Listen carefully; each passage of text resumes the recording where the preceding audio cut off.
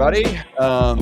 Mike Mills with Mike Mills Mortgage and Finance here. This is the Texas Real Estate and Finance Podcast, and I am dressed up today. I actually have a shirt with a collar on because I have a very special guest joining me today. I want to make sure I look my best and not my normal raggedy t-shirt. But today we're going to talk about marketing in real estate, and specifically with social media. I do a lot of stuff on this channel about marketing and advertising for real estate agents and what they can do to kind of help grow their business a little bit. And, I always like to talk to people that have actually done it. Now, I've had people on here that have done it in the past, or they have a business that they run and they do it for agents. And there's a lot of valuable, wonderful people, coaches out there that do a great job.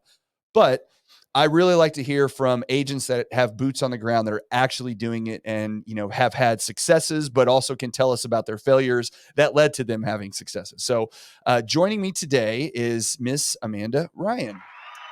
Hey, look at my timing on that. It worked out really well. I love it. Thank you. Thanks for the opportunity to be here. Thank you, Amanda. I appreciate you being here. So Amanda is with the On the Move team, DFW. Did I say it right? Yep. Okay, On good. The Move, DFW. With Keller Williams. And now she's been in real estate for just a little over 6 years, correct? Which, I'm sure you've experienced in dealing with other agents in the world that, it was like, I've been doing this for 30 years. So, there's a lot of, everybody's been out there doing it for a long time, but in the short amount of time and, perspective wise that you've been doing this, you have, had a very successful career for yourself.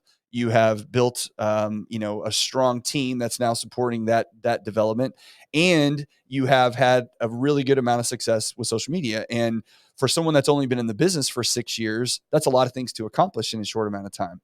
So I want to start just by finding out a little bit about you and find out kind of how you got into the business and what brought you into real estate, where you kind of came from. So tell us a little bit about all that kind of fun stuff. Yeah. So taking it a little far back, not too far, a little further back, but I'm originally from Ohio, and I went to college in South Carolina at Coastal Carolina University. Graduated. I got my. So what took you from Ohio to South Carolina? So I thought it would be great to be able to study, but at the beach instead of in the cold. I like it. Yeah. The winters are so cold in Ohio. And so I said, you know what? If I'm going to have to pay student loans no matter where I go, I want to be comfortable and I want to at least be able to study on the beach. So, I love it. Yeah, I went to Coastal Carolina, graduated from there with a degree in sports administration. Okay. Knew that I wouldn't be able to really grow up in South Carolina. Coastal Carolina is just right outside of Myrtle Beach. Okay. And so it's a very tourist and college town. And so there's like no way I could actually like adult there. Right. So I had a very similar experience. So I understand, not the beach, but mine was different. But yes, very, very impossible to adult in those situations. Yeah. I totally understand.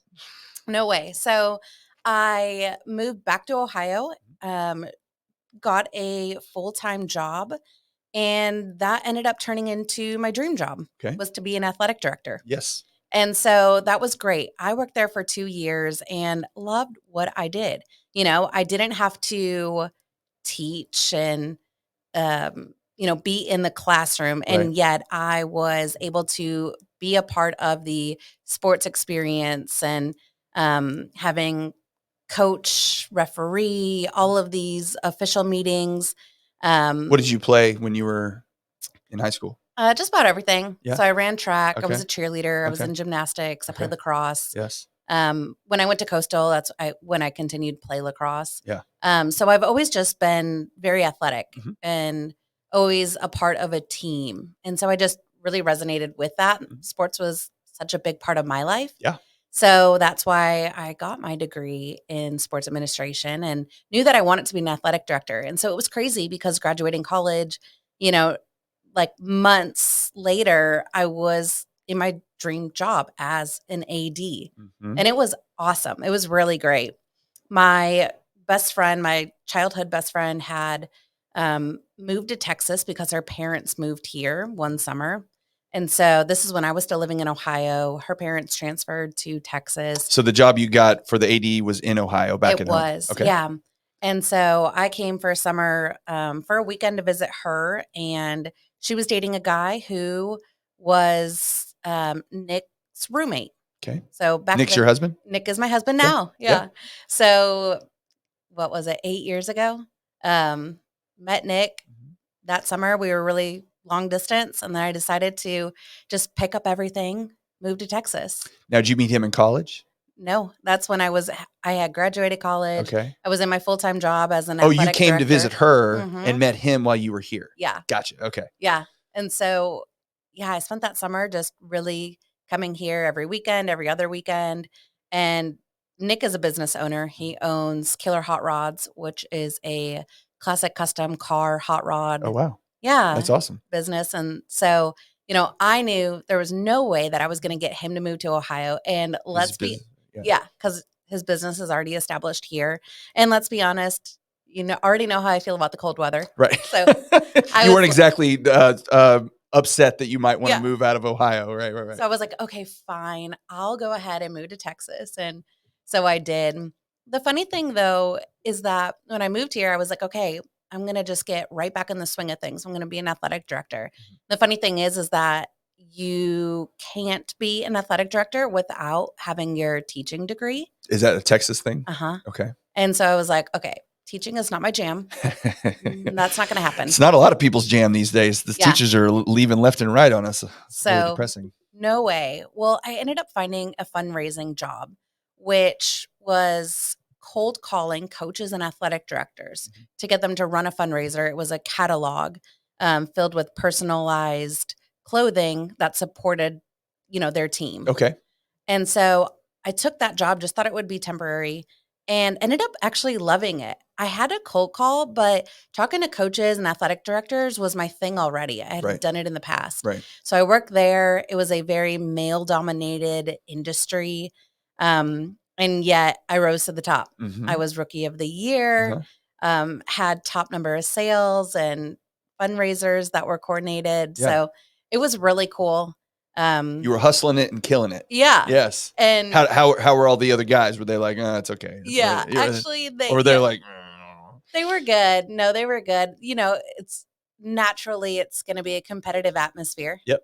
So, yeah, it was good. And I don't regret one thing about that position because it taught me so many things. Mhm. One of the girls, Rachel, had left from there and got into real estate. And her and I were pretty close. Just again, it was a very male dominated Yeah, you're one of the company. few ladies there, so y'all Yeah. are buddies. So Yeah. Mhm. we had like our own little girl team Yeah. there. Yeah. Yeah. So I met up with her and we were just talking and she was telling me about real estate and I was just immediately sold. I was like, wait, like I get to be my own boss. I get to make my own hours, this, that. So I ended up getting into real estate school shortly after meeting with her on it. So I did my classes online Mhm. and then not Cool. too long after, I was quitting and getting into real estate full time. Wow. So Yeah. when you got finished, did you go right? It was Keller Williams the first place that you went? It was. Okay. Why did you choose them when you were looking around? So I had met, and what's funny is I never went to any other brokerage. Oh, wow. I had Okay. met with a few agents. I had met with a team leader. I had went to career night, and I was just like, this is where I want to be. Yeah. These people they're going to show me the way. They're doing bigger and better things. They can show me the ropes without me having to reinvent the wheel. Yep. And so I never even went anywhere else. So Keller Williams, day one, Yeah. and I'm still here today. Well, it's very much they have their own culture. Yeah. And like when you show up, you just don't experience that. I mean, really anywhere. I mean, honestly, like, Yeah. there's other big box brokerages like the Remaxes and the Century 21s and all those of the world, which are all great too. But Keller just does things differently and they create a different atmosphere. They have, very strong, team building events. And what I mean by that is, just like what you went to, you were telling me the Mega camp. the mega camp Yeah. that you guys had. I mean, stuff like that. Other places just don't do that kind of stuff. And when you can get everybody in a place together and get them excited about what they do, the power of that is immeasurable, right? Hands down. Yeah. Yeah. The culture, the people, the training, the systems, the models, all the things. Yeah. It's funny because I remember going to career night and having a question about like getting into the business and what can I expect, business. And I know that it's commission based. So What's it going to look like until I get paid? Right. And everyone was just like, oh, here, let me tell you this. Let me share this with you. Let me help you. And it was kind of like, hey, let's all take arms in this together. Yeah. And let me show you the way. Yeah. And so like, I just remember that. And I'm like, okay, Yeah. I don't even have to meet anywhere else. No, well, it's kind of like house shopping, right? It's truly like I tell Does it people, check all the boxes? yes, Great. Let's right. put an offer in. Yeah. Well, when you're out looking, because you deal with obviously buyers and so do I, and they'll say, oh, we like this one and we kind of like this one and blah, blah, blah. And you're like, well, then neither one of those are the one. Yeah. And you're like, what do you mean? I'm like, because when you find the one, yeah, you'll know, like there won't be well, maybe, it's like, no, this is the one. Yeah. And I mean, sure. I've experienced that with every house that I've bought with, I mean, not me per se, but my wife for sure. When we go look at 4 or 5 different houses and she's like, oh, I get this one's okay. And then we pull up to one, she's like, this is it. And I'm like, how do you know? She's like, I just know. All right, fine. So it's kind of the same thing, right? Yep. You had we don't need to waste any more time. Let's just get to it. Yep. So how Done long the same did you go on your own? Well, I don't know. I say on your own. Keller's very structured with teams and they have mentors and, and all that kind of stuff. But from the difference between where you started doing it, right out of the gate versus where you're at now with your team, how did that transition? How did that all play out? So I have a different story than most agents when Okay. they get into the business. So I met with a team that was a very successful team. And I said, I want to get into the business.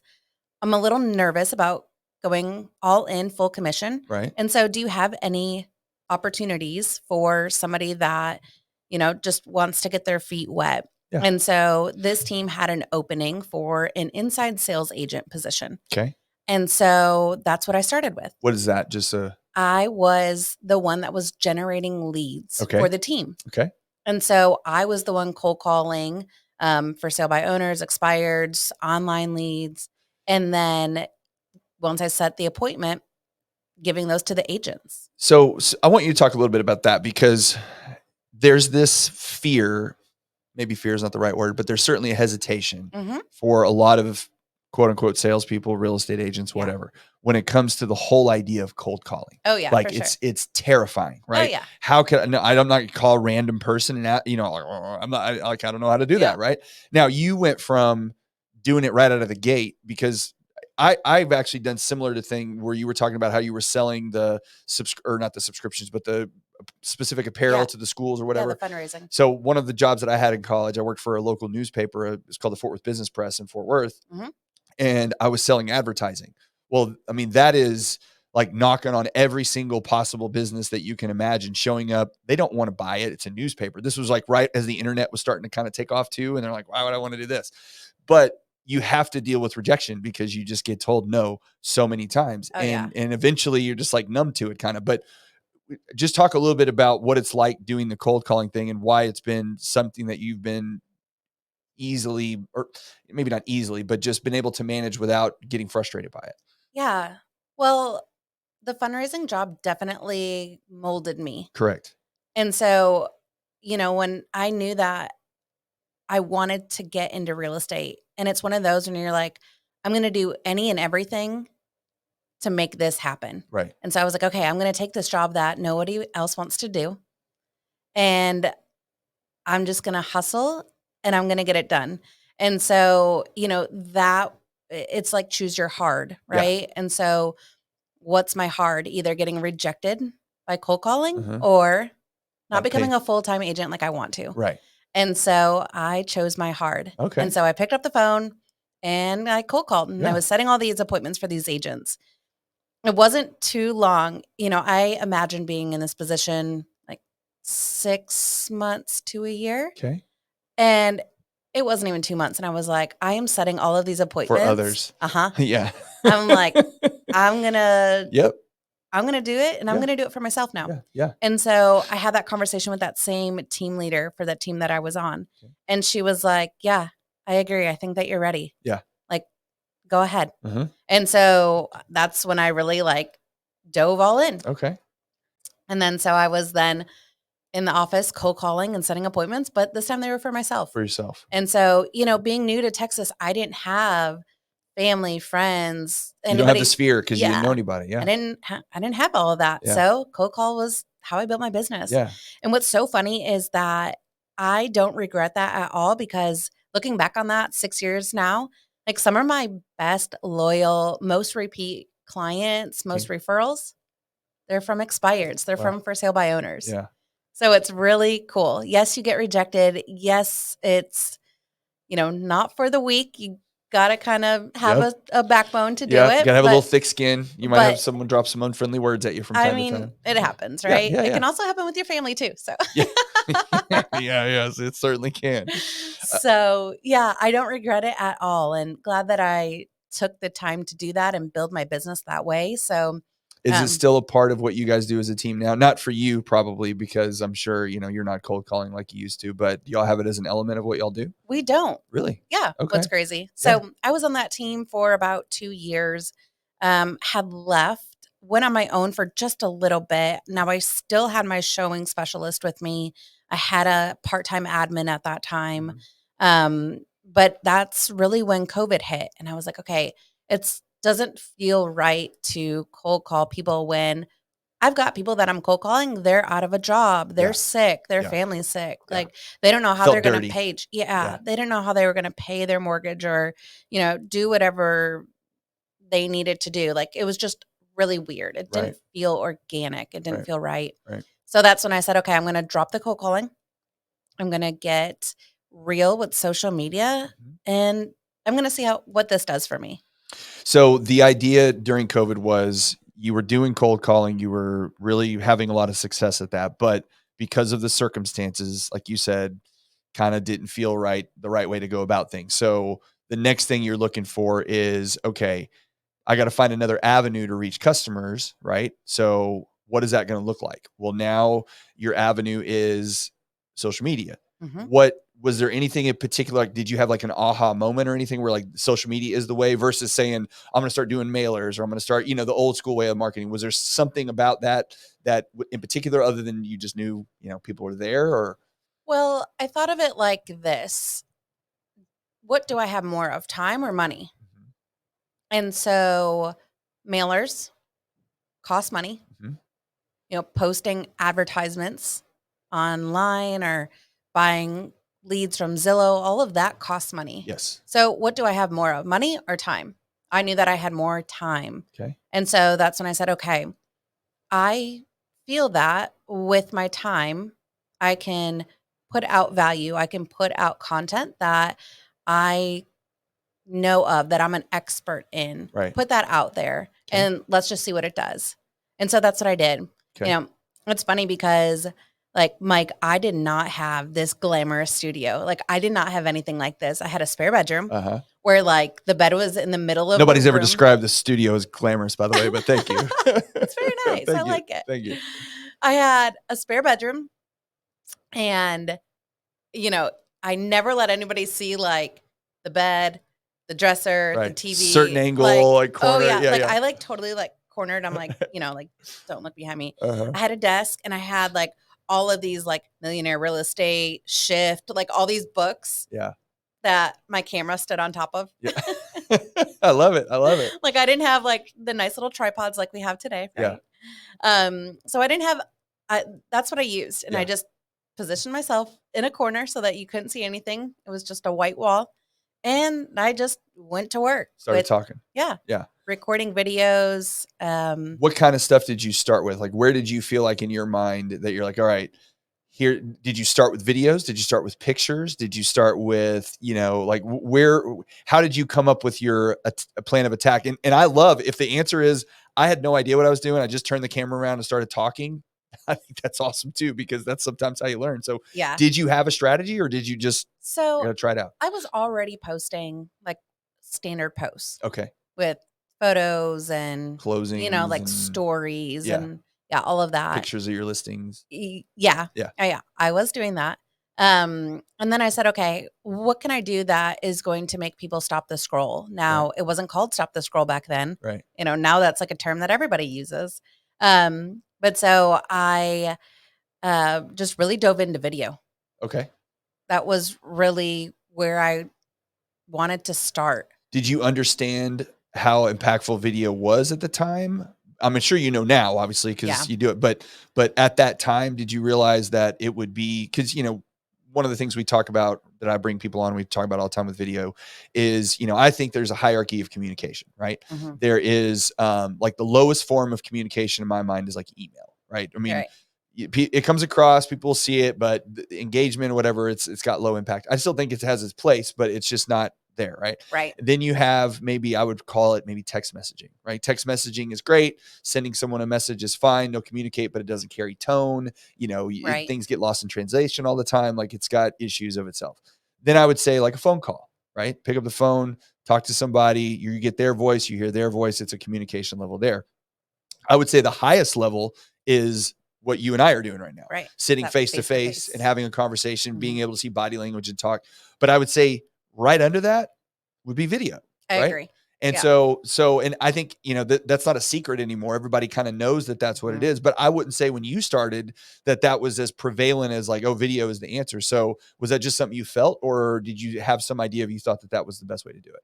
Well, I would say I thinking back, I probably didn't know that video was going to be what it is today. Okay. But I also had all of the time. Right. So why not just explore? Why Yeah. not see what works? Tinker a little bit. What Yeah. sticks? And so, I felt that if I were to just mix in a new medium, Mhm. like let's just see what that does. Yeah. And so that's what I did. And I created videos on, just standard real estate things. Yeah. And it was like it was the basics. Right. And that way I could educate and just put something out there and then see what kind of, response I got back. Okay. And then that just continued to grow. Did you see, do you, or I guess really, do you remember when you started, if you felt like there were a lot of people doing video at that time, or was it seem more scarce? Because one of the comments that I'll get from agents from time to time is, when we have these conversations, is something like, well, there's so many people out there making videos right now. I would just be another voice in the crowd. Like, it's not going to have any impact. I should do something else, whatever. Or, cause I'm not very good at it, but we know you work on Mhm. stuff, you get better. But back then, I mean, and it's, if I say back then, it wasn't that long ago, it was 2-3 years ago, a little Right. over, but considering everything that's happened between now and then, it seems like, a Forever lifetime ago. ago. Yeah. Yeah. But do you remember if video was as prevalent, if you saw people, if you had a feeling like, I can't make it because everybody else is doing, I'm going to blend in, or do you even recall that at all? Because you're like, this is just what I got to do. Yeah. I don't remember, but honestly, if I were to think up back, I probably was thinking, I don't care. Yeah. I Yeah. don't care. Yeah. And even today, there are like thousands of videos being posted. All the time. Yeah. Yeah. And on Especially today, yeah, by the way. and on, all of the different platforms, Yep. because let's just face it, there's, 101 different platforms that you can be on. Absolutely. And I would think that my answer is still, I don't care. Yeah. Well, and that probably comes from your, I'm sure it's ingrained in you automatically from birth, but it also probably comes from your experience in dealing with the cold calling, in that if someone doesn't like a video or thinks, what do you care? Like, it doesn't make any difference Right. to you. And really, another thing I've tried to impart people wanting to go down this road is, when you first start off, people are great. Like, Yeah. the response is awesome. People are always very supportive, and, have positive things to say. Once you get to a certain point and, your traction, you get more traction with your videos, or you say something, maybe you'll have people that'll have a comment, some stranger in Ohio, that might have something to say about it, but it doesn't matter. And it's that thick skin of being able to cold call someone and them having tell you no, to make it easier to do these videos, because you don't care what the response is. Yeah. I mean, and that's the biggest thing. Like, I hear people say all the time, like, you're so great at video. You show up, you look good, you sound good. Nobody ever hates on you. And I'm like, listen, it is not It's not like how it works. that is not actually, that is very Yeah. far from the truth. Yeah. There's times when I don't want to show up. I don't feel like I look good. I've got a giant zit on my nose. Yeah. My voice is all groggy because, gosh, like, I don't know about you, but my hearing myself talk is like, Yeah. cringeworthy, Yes. but it's still just showing up and being consistent. When I look back on my first videos, I'm like, Ugh. oh God, Ugh. like, girlfriend, what What were were you you doing? thinking? What were you doing? What were you saying? Yes. Bless your little heart. Yes. And yet those videos are still getting views. They're still getting comments on them. And so I would say for somebody that is wanting to break into the video space or even just social media alone is, just get started. Yeah. Yes, there's all of these different people that are out there doing it. And yet there's going to be that one person that resonates with you. Yeah. Somebody that watches my stuff may not watch your stuff, or somebody that watches your stuff may not resonate with what I'm saying. Yeah. And so, that's the beauty of social media. I get asked this question, and it's, who is your ideal client? Well, I recently, within the last year, as I've kind of been like growing and evolving through video and social media, figuring out who that avatar is. Who is it that Who you're trying to talk to? Want to work with? Right. The most beautiful thing is that when I'm putting out content that speaks to that person, that's the type of client that I'm attracting. Yeah. And so it's funny because our showing specialist, Andrea, she's amazing.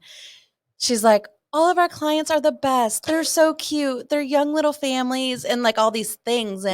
And she's like, they're like my little children. And it's funny because I'm like, yes, that's the goal. Yeah. We're putting out content that speaks to them. Yeah. Because that's who we want to work with. That's who I want to work with. That's who we can relate with. Yeah. And so that's the beauty about video and social media is that when I cold call somebody, their home expired or it's for sale by owner on 123 Main Street, I don't know who's going to pick up the phone. Right. But when I'm putting out content that's going to relate with the 33 to 37-year-old female who has a young family or wants to have a family, that's who I'm getting to then work with. Yeah.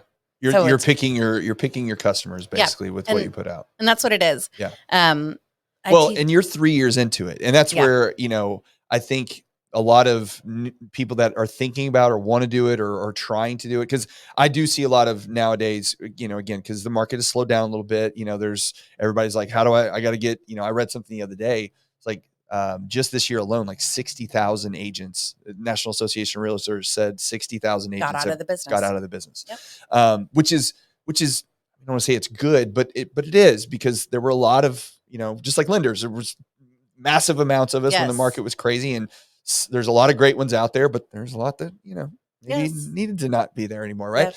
So, but when you're starting off something and you're trying to improve yourself, to have the expectation that you're going to make this quality, wonderful content that everybody's going to engage with, and it's going to be amazing. And, I'll speak for personal experience. When I first started thinking about doing video or putting stuff out, because I was always like a casual observer of social media, that I would flip through and look at stuff from time to time. But I very rarely engaged, period. Like I didn't like comments. I didn't nothing. I just was like, oh, okay, it was 5 minutes to kill and then move on to whatever. Yeah.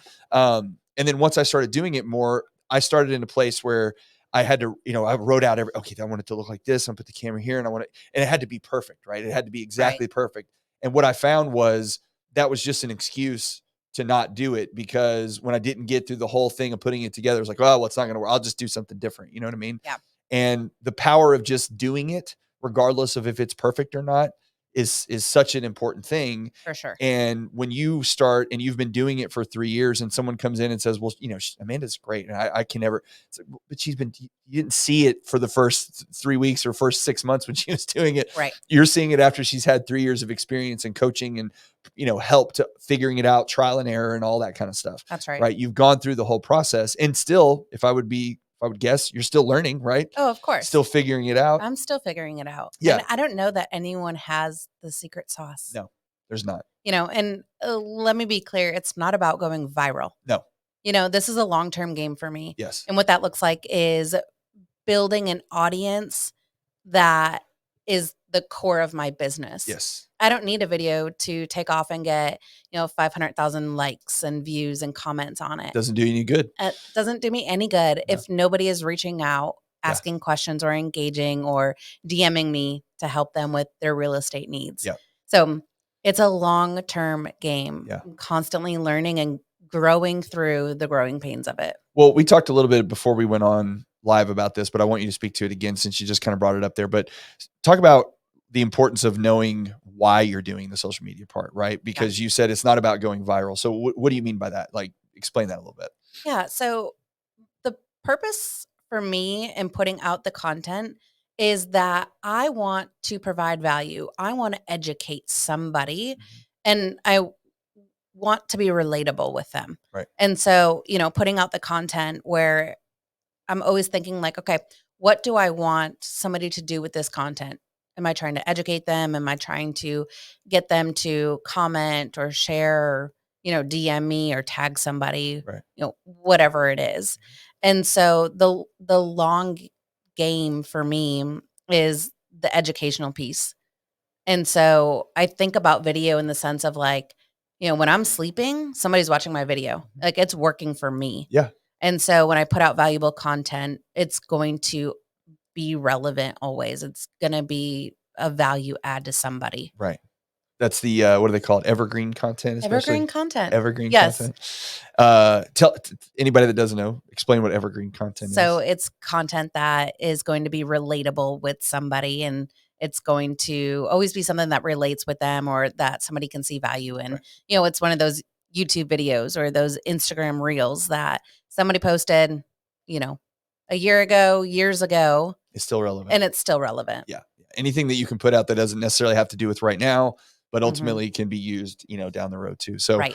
another thing that at least from the outside looking in, I think that you've done, which is always I don't know that it's a debate in the social media marketing world, but I think it's certainly, people have different opinions on it. But I think the way that you've done it has been, I think there's a lot of value to it, which is focusing on one particular platform. So, Mhm. at least it appears, and you can tell me if I'm wrong, Yeah. because whenever I bring people on to talk about this stuff, I do a little social media stalking to see what's Yeah. going on, right?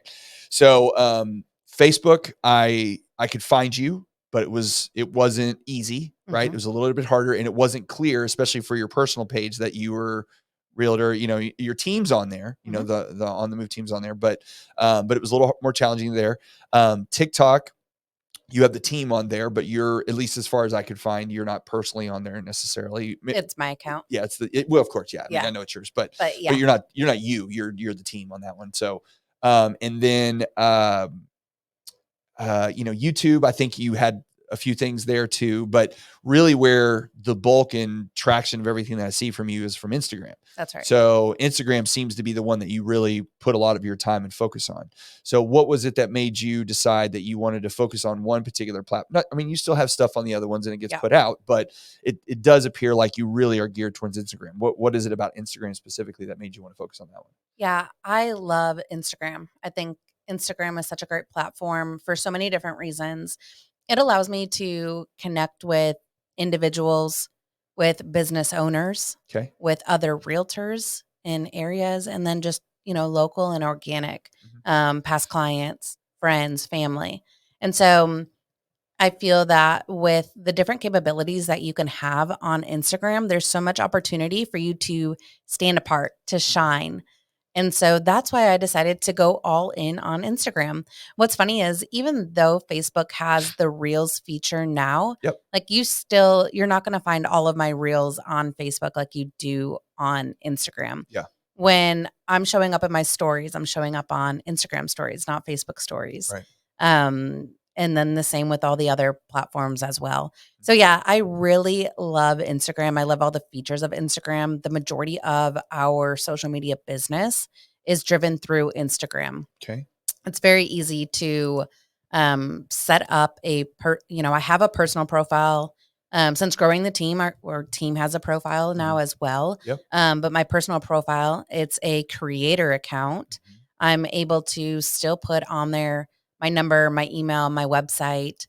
I'm able to put on different links to like our YouTube channel or stories or carousel posts that have multiple photos in them, videos, stories, lives, guides.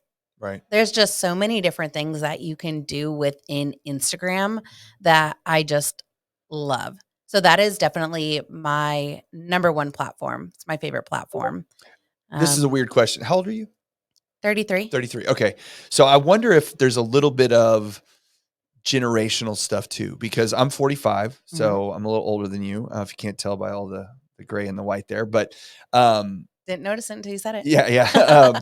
My wife's a little bit, she's about the same age as me, about 1 year younger, but she specifically was a big user of Facebook for a long time, and because that was the one that came along kind of in the age of, we were maybe in our late 20s, early 30s when it showed up, and we had our kids, but that's kind of when everything started. Instagram didn't really come along until a little bit later. But like, I have a younger sister who is about your age, and she loves Instagram. Like, Instagram's her thing, and Facebook's like, Facebook. She's way into Instagram. But then if I had a girl on here recently who was, she's not a realtor, but she does a lot of stuff in the real estate industry space. And she's kind of she calls herself a Gen Z guru. Like, she does a lot of talk about Gen Z and what they're looking at. And TikTok is their jam. And she told me a story about, we were talking about going out to eat. Right. So let me ask you, when you go out to eat, you and your husband or your family, you're going out to eat and you're in a place you don't know, where do you go to figure out where you want to go eat? Gosh. Okay. So I typically go to Instagram. Okay. Or Yelp. Okay. But I do like Instagram because there's Dallas Love List and Fort Worth Love List. Okay. Don't even know that exists. Like, I have no idea that exists. Oh my gosh, you have to go follow them. Okay. Yeah, they're really great. Okay. And like, you can go on there and see where they've been and look at reviews and what they love about it. See, so you went to, I'm going to Instagram. Like, that's where I'm going. And then you did say Yelp, because I go to Yelp. I do go to Yelp. That's where I go. I go to Yelp. I'm like, what's around here? And a lot of times I'm just going to try to figure out, like, it's like in Mansfield. Like, I know every restaurant that's here. I know. But sometimes you just need a reminder and go, oh yeah, I forgot. Let's go to this place. We haven't been there in a while, whatever. But so I'm talking to the Gen Z girl, and she was telling me about, like, because she travels a lot and goes places for her job, that they go to TikTok, and there's people that post, and she'll like Arizona, Phoenix, the best restaurants for whatever. And there's a million TikToks about this stuff. And so I'm like, because like, have you ever been to Yelp? And she's like, I don't, what? Oh my gosh. Oh my gosh. Okay. I'm so old. But you say you go to Instagram. So it's like, there's this, bleed down of these different platforms, depending on when you were born and which one you just kind of gravitate and use more, because it was the thing, at that period of time. So, I mean, I know obviously that's funny. The bells and whistles, and the different uses play a role too. But I do think there's this generational thing on these platforms where you see traditionally. Here's another weird thing. So again, my sister, who's close to your age, I don't think she even has a Facebook account. She might, but I'm not 100% certain. Yeah. Right.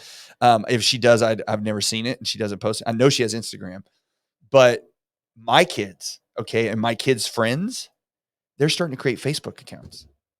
And my daughter's 15. And like, it's weird for me because, she has volleyball. I've got like 6 of her friends that are her friends from school, like, the friend of me. And I'm like, oh, I don't think so. I'm not going to do that.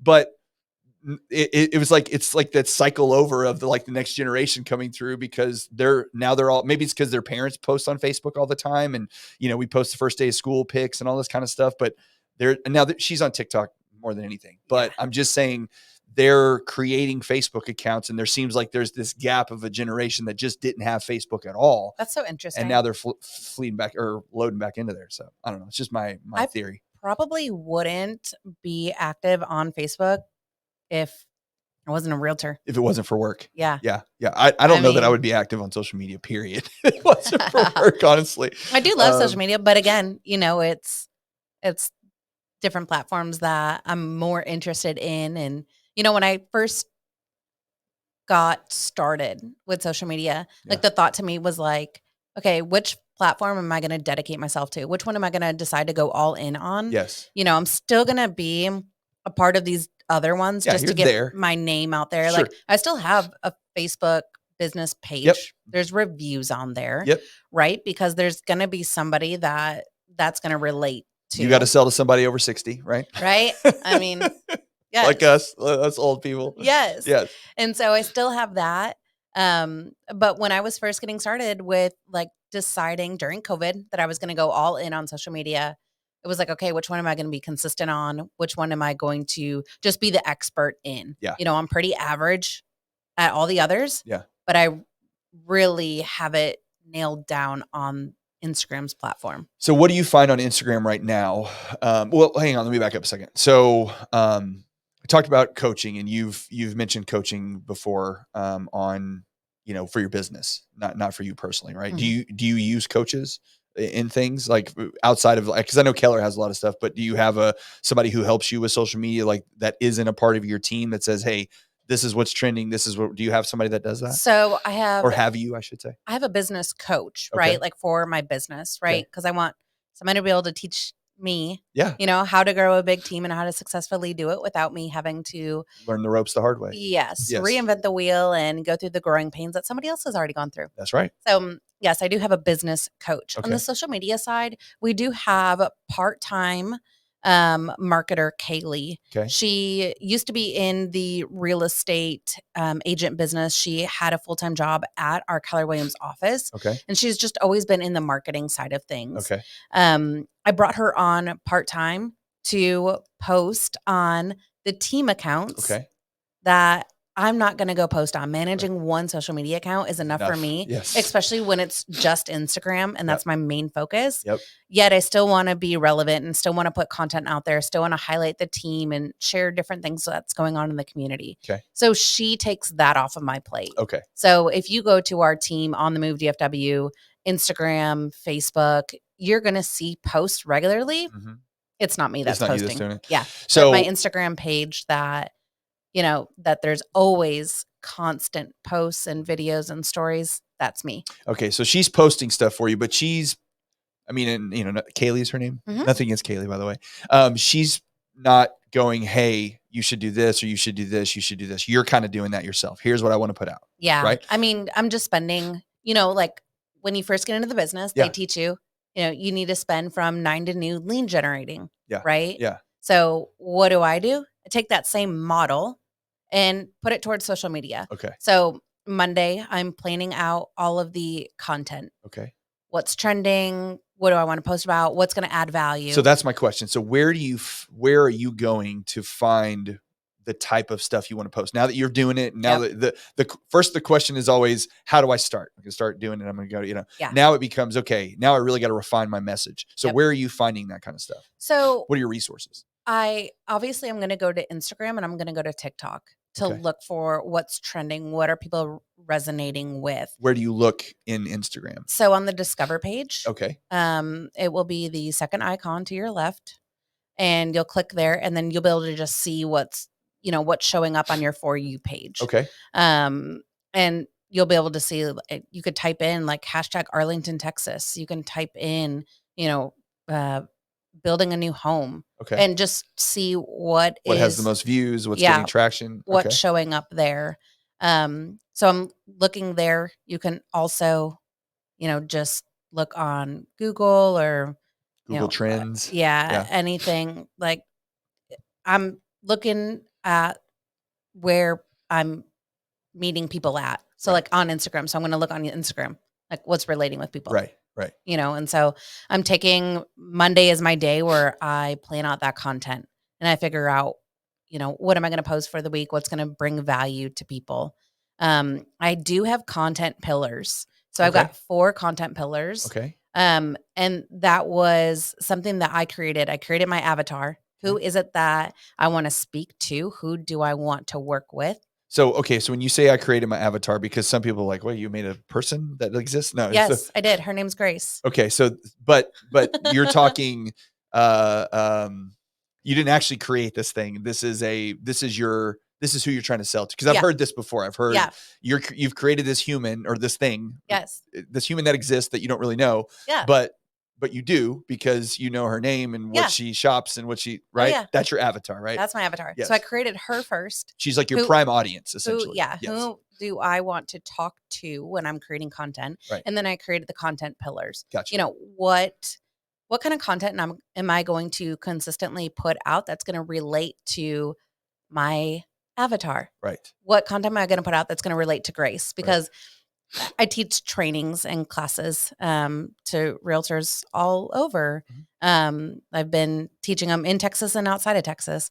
And that's one of the things that I say is create your avatar. Who is it that you want to talk to? And then create the content that you're going to be passionate about. Right. and that's going to relate to your primary audience. Right. And so I've got those content pillars. So what are your pillars? So local businesses, sports, Okay. New construction, Okay. real estate, and Very then big right now. yeah, Yeah. and then all things local. Okay. Gotcha. So I've got those that I'm putting out. Sports is a big one for me. And then I sell a lot in new construction. So when you say you do sports as one of your pillars, how do you relate that to real estate when you do it? I don't. You don't, you just talk about sports. Yeah. Okay. Like you have listen, kids? I don't. Okay. No, like I love professional, like the Cowboys. Like we just sent out 300 magnet cowboy calendars. Yeah. Like that's Do you their post thing. content about sport? I've never seen you. Maybe I haven't gone through it in depth, but well, I mean, I like baseball, and I started posting about baseball at the beginning of the season. But you got to do what you like to do. You can't force it. Yeah. Now that football season. Oh yeah, that's your jam. Yes. Are you a Browns fan? I mean, if my dad's listening, yes.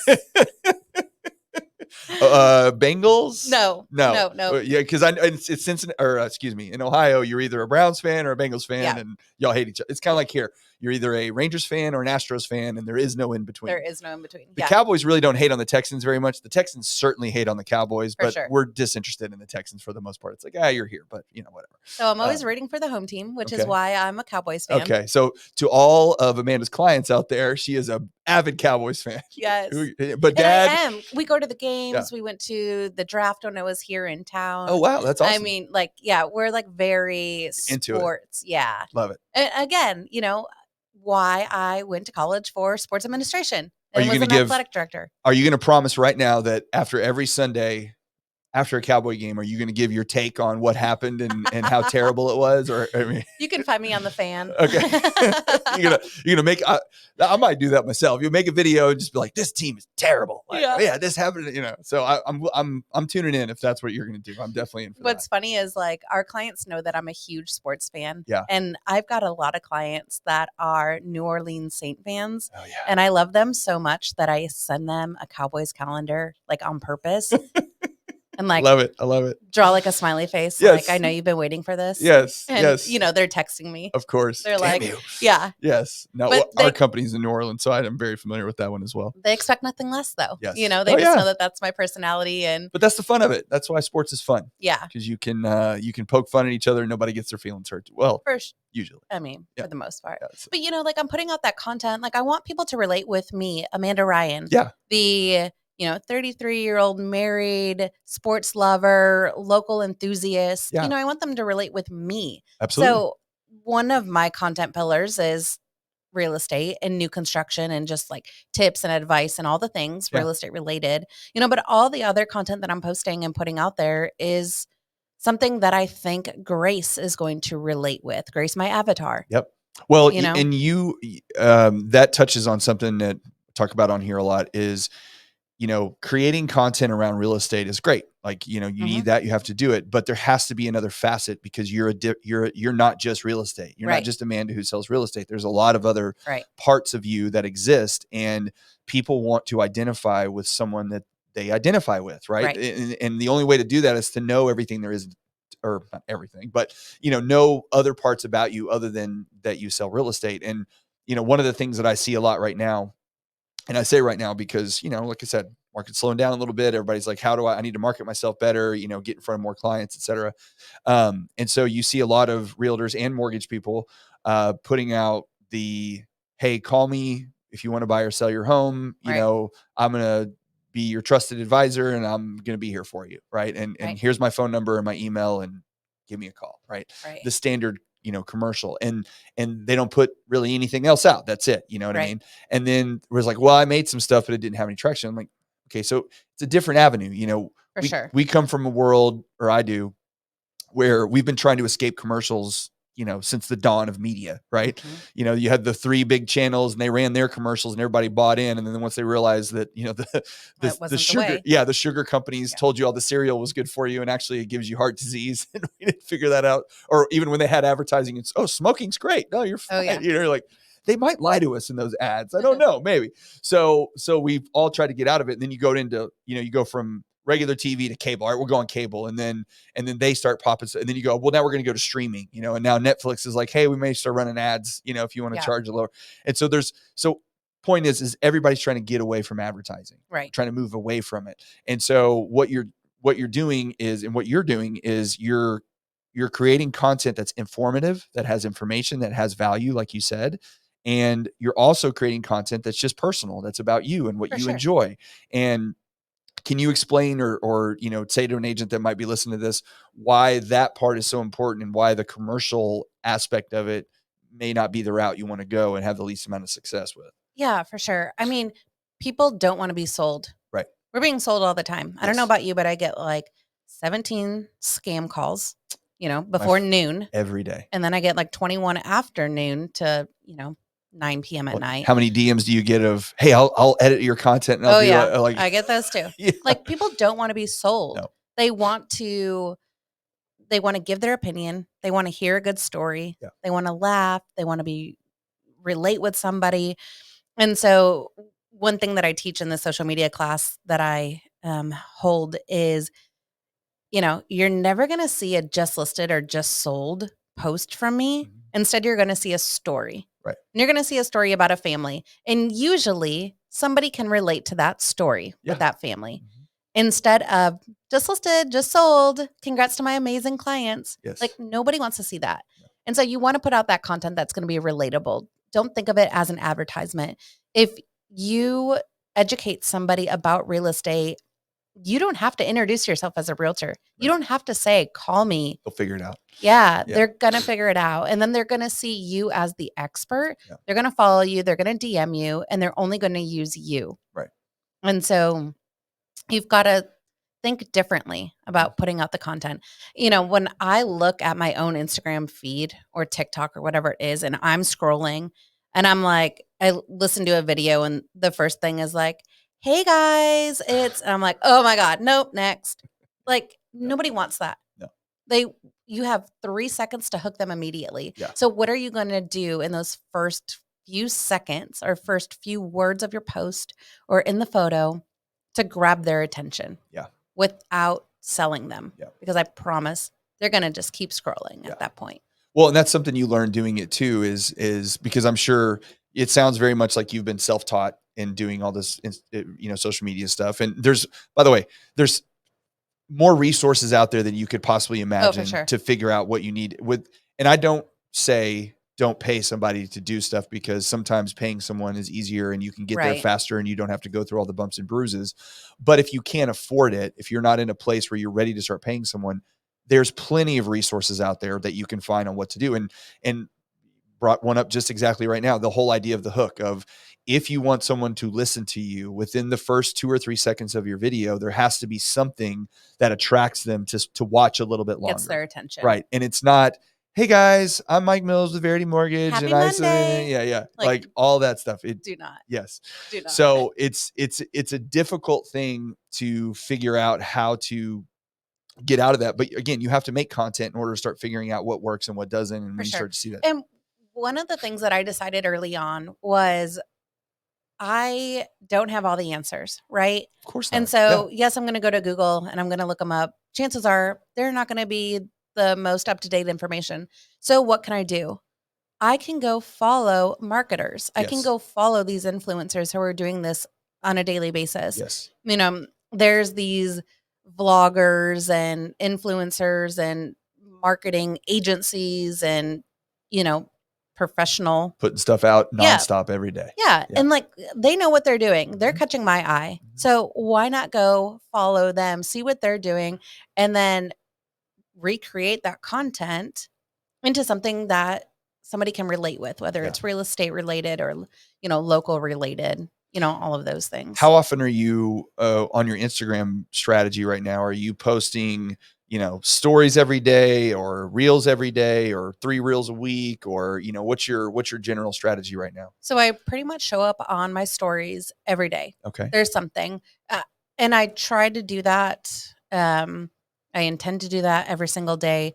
Sometimes life happens. Like I'm just not feeling it. I don't feel good. Or maybe it's just one of those days where You still feel like I'm not doing it today. Yeah. I'm working from home and I'm not getting out of my yoga pants and my tank top and no makeup on. It's just like one of those days.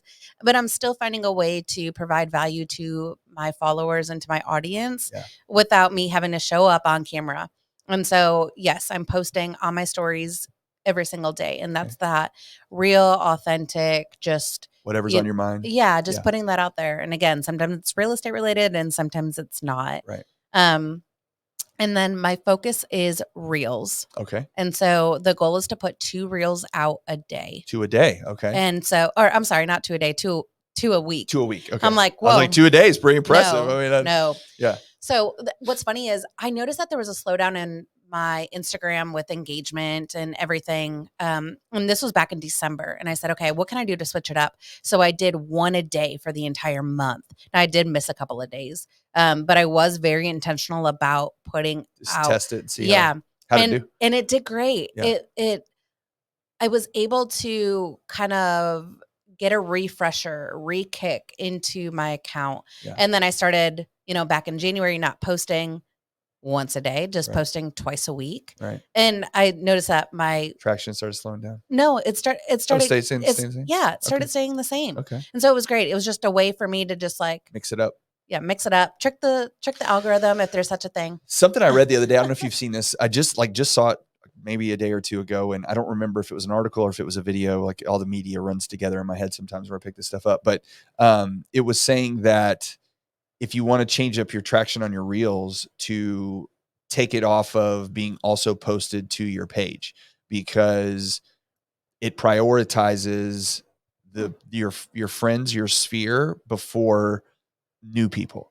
So and he was saying, like, if you turn off, he's like, just try it. If you cause there's that button on there that you can share it to your page or whatever, or you do both. But if you uncheck that and just kick it out, well, then it goes to more strangers or whatever. It gets kicked out more to the masses, which can get you more followers. And then, you can kind of alternate back and forth with doing that. So I like it. Little nugget there. See, I can provide information sometimes. For sure.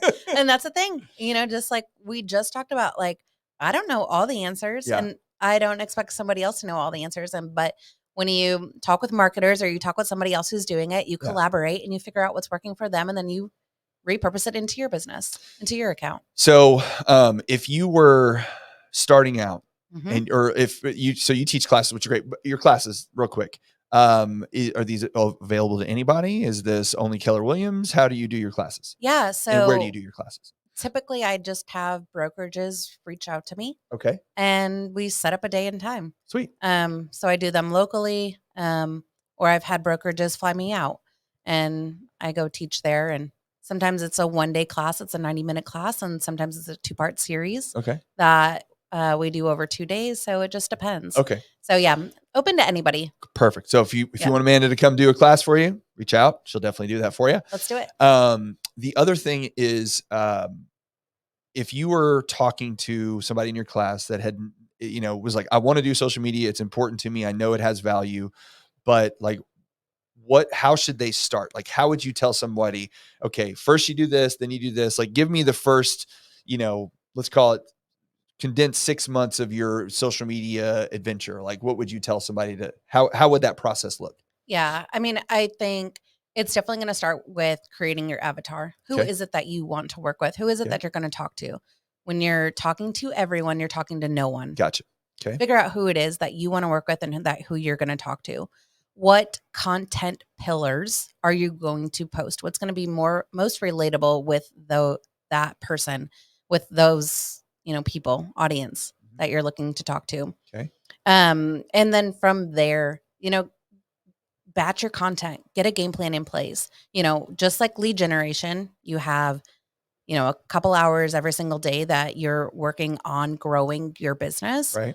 That still applies to social media. So take a day where you're planning out your content, you're maybe creating it, or, you have the lay of the land on Monday, and then every day throughout the week, you're creating that content. You're going on social media, you're engaging with your followers, with new local businesses, with people that you haven't yet met. You're sending DMs. That's really where I would start. And I think even before all of that, pick a platform that you're going to go all in on. Right. You don't have to be present and show up consistently on all the platforms because that sounds exhausting. It's a lot of time. That's a lot. It's a lot of And time. so figure out where is it that you're going to commit to, go all in on that platform. And I promise you're going to see your followers turn into clients, DMs. You're going to end up taking those offline, turning them into appointments, whether it's on Zoom, Google Meet, or in person. That's how our business goes. Do you feel like you have a pretty good idea of the amount of, and I know it's hard to quantify because people come from all kinds of places when you're doing business with them, but do you have a pretty good grasp on how many people you think, say on a monthly basis, that you get just specifically from social media that isn't part of the sphere, new people that are coming to you? We typically get 2 leads a week. Okay. And so the way that works is a lot of it is agent referrals. So I'm putting content out there from other states. Mm-hmm. Yes. Putting content out there, and other agents are like, okay, wow, she is the Dallas-Fort Worth expert. She Right. knows what she's talking about. Right. And so I gain that know, like, and trust factor from them, and they're following me. I have agents all the time that are like, yeah, I put out content, but it's only agents that follow me. And that's okay. Yeah, that's good. It's a huge opportunity for future referrals. Yeah. So typically we get on average 2 leads a week, and that's agent referrals and then organically. When I'm posting content, I'm always posting either a local business or I'm just tagging Arlington. I'm putting Arlington as the location. Or I'm, tagging. You're trying to be as local as possible. Yeah. I'm putting on hashtags, or I'm tagging like a local business in Mansfield or Arlington. Right. Just because I want to be able to show up in those search areas. If you notice, when you go to searching on Instagram, you can put hashtag Arlington, Texas, and the top posts with that hashtag are going to show up. Right. The goal is always to stay relevant and stay to the top of the searches for any of those local searches. Right. Again, the point isn't to go viral, right?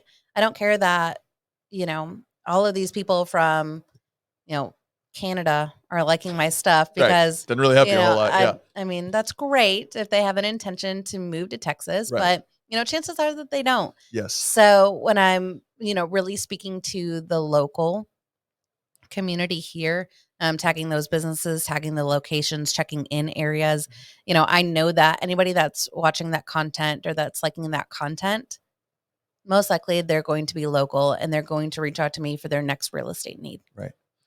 Do you, what are you, as kind of, we're over an hour now, so things gone quick. What do you, or are you working on anything right now? Like, what do you have a next project where you're like, okay, I've gotten pretty good at this, and it could be something within Instagram, it could be another platform. Like, what's your tinker toy right now that you're trying to figure out? Yep. So I've dove all in on Instagram over the years and have loved it and still love it. It's still my go-to. The next platform that I would really like to grow in is YouTube. Okay.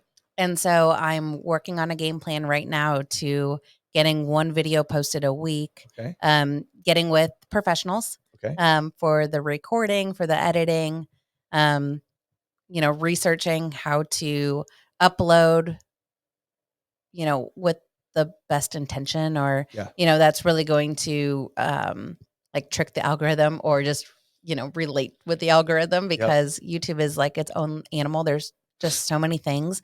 Instagram, I can record, post, boom, done. Yeah. Whereas YouTube, you've got to write the title, you've got to create the thumbnail, you got to put in the caption. Now you can put chapters. Like, oh my God, talk about just like so many things going on. Yeah. So I'm working and learning and growing through that. And the goal is to continue Instagram, because I will always love Bread and butter. Instagram. Can't let it go. Yep, that's right. But to do something new and exciting and just different. What do you think your YouTube content's going to be? I mean, obviously it'll be focused around real estate, but so I've been posting. I mean, it's not like I haven't been on YouTube, but it's just, you haven't been dialing in on getting the traction on it and what all the little tricks are that you need to do. Yeah. So, as much as I love watching the videos of somebody taking you on a tour to a pretty house, I do love that. I also really find enjoyment like teaching others on local businesses or areas to go check out. Yeah. And so I recently did one on visiting the Grandscape in the Colony, Okay. and the reviews and just, the feedback that I got from that video, I put it out there and I got so many comments and even emails like, "Hey," because I put it into a newsletter, like, Uh-huh. "Hey, check out this new video I posted."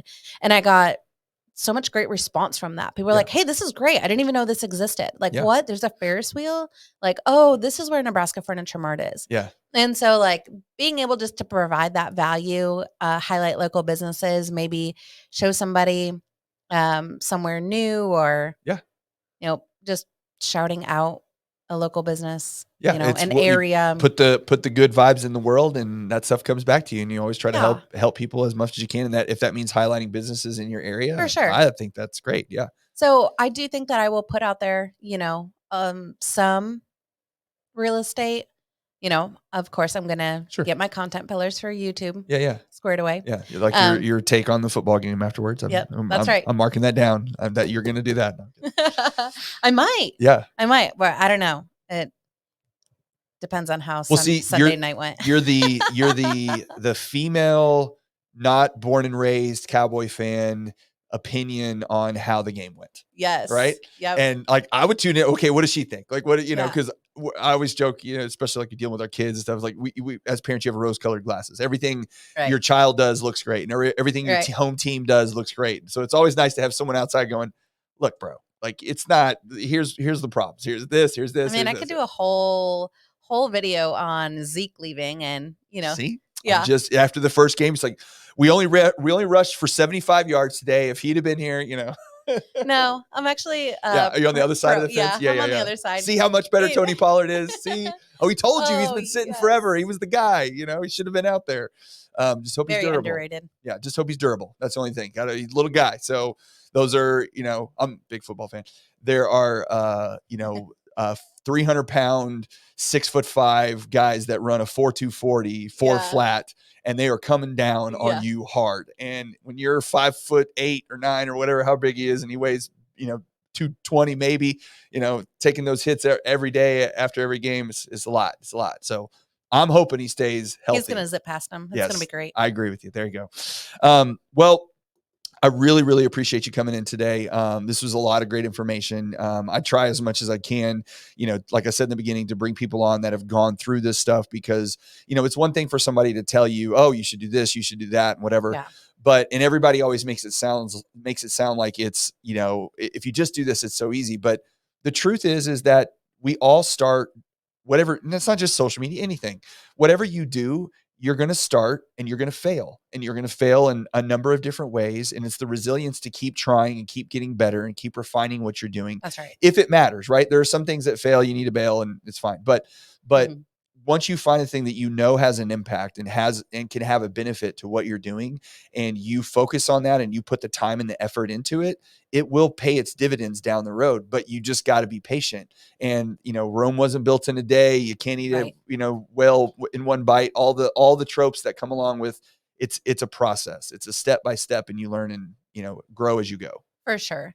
And I will say this, it's easy to compare yourself on social media. Yeah. It's easy to look at somebody's Instagram or Facebook or YouTube, and you're like, wow, they have it together. I could never do that. I can Yeah. never be on that level. Like, I'm just not even going to try. Yeah.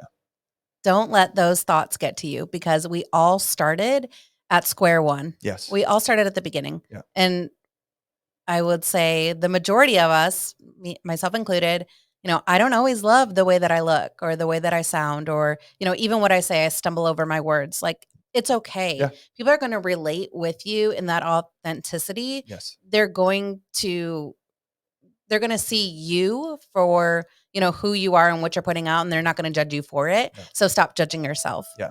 Don't be so hard on yourself. Yeah, absolutely. It's going to be fine. You're going to do okay. Yes, absolutely. Well, again, I really, really thank you for coming by.